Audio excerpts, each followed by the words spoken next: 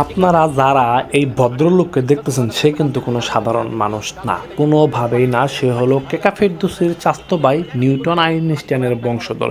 সে এমন একটা জিনিস আবিষ্কার করছে যেটা ওনাকে ছাড়া কোনোদিনই সম্ভব হইতো না।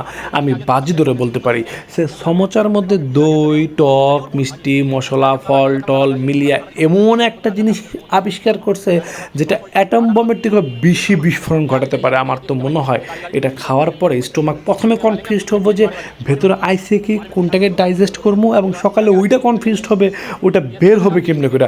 আর বের হওয়ার সময় ভাই আমি কি বলবো, আরে ইন্ডিয়ান বোকা চোদা, এটা ঝালমুড়ি না, এটা সমোচা, দই দিয়ে মানুষে দই বড়া হয়, বেলপুরি হয়, তুই করতেছস কি?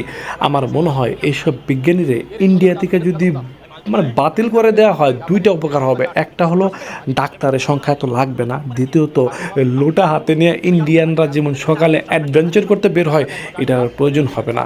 জাস্ট আমি অবাক হই এগুলা খায় কারা আর খাওয়ার পর তারা বাঁচে কেমনি করে।